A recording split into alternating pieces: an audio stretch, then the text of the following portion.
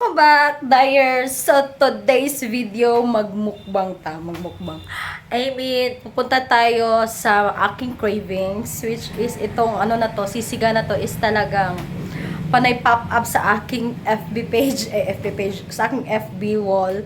So, today, puntahan natin yun siya. The Marcos Sisig, not sponsored. Support lang tayo ng local and small businesses, Dyers, diba? So, punta tayo doon, Dyers, at kakain tayo ng something delicious na, basta makita nyo, i-share ko yan sa inyo mamaya. So, what's na? But before anything else, kung hindi ka pa nakasubscribe dito sa ating Inday Crodang channel, tuplo ka na diha, pagduha-duha, click it, and then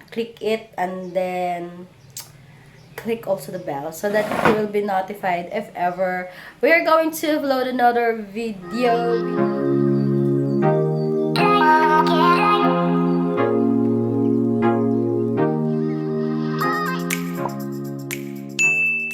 Alright, so dito na tayo sa Marcos Sisigan sa Dipolog City. Guys, so ayan, sa bahay lang kasi yung pwesto nila kaya ganito yung setup nila pagdating dito. Very homey. Ayan, ito yung kanilang bahay.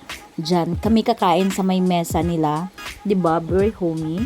And yan, yung kasama ko si friendship ko na si Crizel. Ayan. Yan yung mga pagbumukha namin ng pumunta kami diyan. 'Di ba? Yehey! Kani mo yung food nga lami kaysa nga tanan.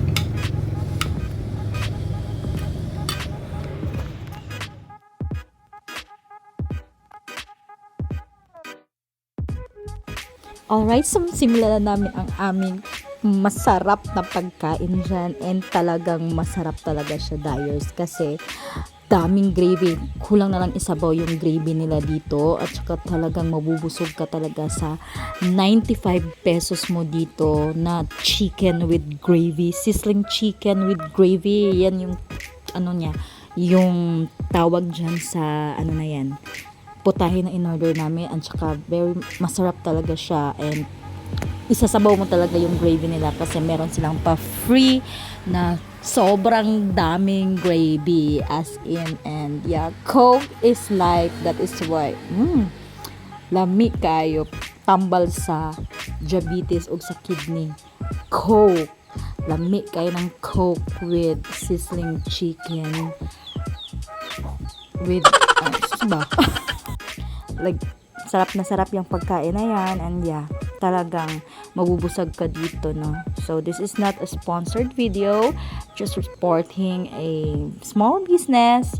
And yes, thank you so much for the owner for having us here, Sir Anthony. Yeah, diba? So, kung nandito kayo sa Dipolog City, pwede kayong kumain dito and tikman yung kanilang putahe dito, which is so very yummy and very affordable too. Alright, bye!